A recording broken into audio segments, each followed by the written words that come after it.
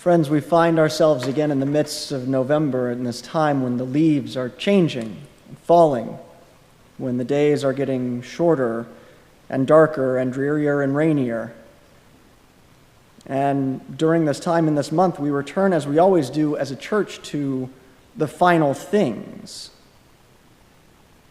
With All Saints' Day and All Souls' Day that we celebrated on the first and second day of this month, we celebrated and prayed for, remembered our brothers and sisters who have gone before us in the faith. And then as we move through this month of the dead, we have these strange and perplexing readings that speak of the things here below being shaken up or overturned or even done away with. As a church, we're turning to the end of this world. We're turning as a church, in a word, to death, bringing it before our eyes, before our minds. And it's part of this idea in our great tradition of the memento mori, of bringing before our attention the reality that one day we're going to die and that this world is going to come to an end. Now, stark and dark as this practice may sound, I know, this coming back as a people year after year to recall how things stand for us mortals, it's not meant to be some morbid or morose fascination. Each November, the church isn't trying to get us to delight in doom and in gloom and in destruction. We're not meant to simply ruminate in despair at how we are a fleeting people moving amid fleeting things. Rather, the purpose of this month, the purpose of any remembrance of the final things of this life and of this world, it's to remind us that this is all going somewhere. This life, this world below, isn't just one dumb thing after another stretching out in this interminably long line before us. History isn't just a series of unrelated events held together only by the coincidence of time and space. Although it's easy enough for us to believe that, right? I mean, we look around and we see the wars and the insurrections that Jesus spoke about. We see them among nations and kingdoms, yes, but we see them too even in our own homes. We see them in our own hearts. We come to experience in our lives on all of these different scales the divisions and the persecutions that would seek to pit us against each other. And it seems as though there's no way to make any sense of it. I mean, it's so tempting to look around and to simply throw up our hands in despair at a world that is simply spinning madly on and will continue to do so indefinitely. And that's why we come back to November. That's why we allow Jesus to speak to us of the end of things. Because to speak of ends is to speak of purposes, to speak of purpose. It's to speak of what a thing is destined towards, what it's destined for.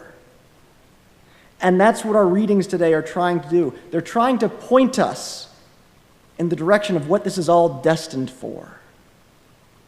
In the first reading and the psalm, we hear of that dawning of the new day, the last day, when the Son of Justice will rise and God's kingdom will be definitively and finally established. We hear of how God's ways of justice and equity will reign, how he himself will come among us to establish them. And we hear how even the seas and the rivers and the mountains will rejoice to see it. But it's Christ and the gospel that gives the true scope, the full scope of this vision of his. He's the one that truly reminds us that this is all going somewhere. Or more precisely, that all of this is going somewhere. God's kingdom isn't just coming about through the nice and pretty things of this world, the things that allow us to see quite clearly the reflections of God's goodness and beauty and truth. Rather, God is at work in and through all things to draw us back to him.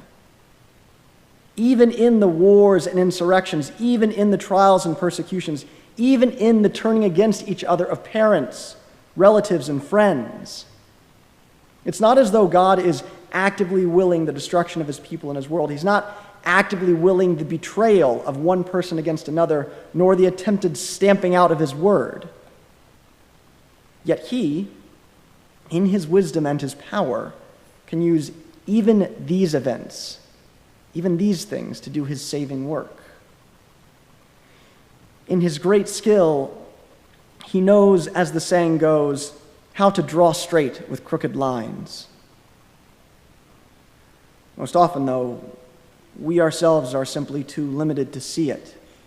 We're standing too close to it to see the fuller picture. And so we come back to November.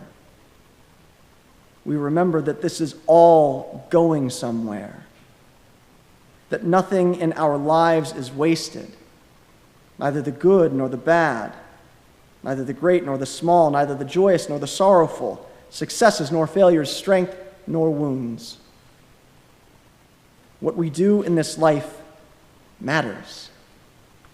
What we experience in this life matters. God is about his business in all of them. And so in November, we remember that we Christians, we are called to live on purpose, with purpose. We are meant to persevere in allowing each moment to shape us into the kind of people that God has created us to be, to allow them to shape this world into what God intended, even if we don't fully understand how he intends to do that, how he can do that. We are called to receive our days, whatever they may bring, in peace and in hope. And we don't cling to them because they are passing, but neither too do we fear them, because through them, all of them, God is giving rise to something greater than we could ever imagine.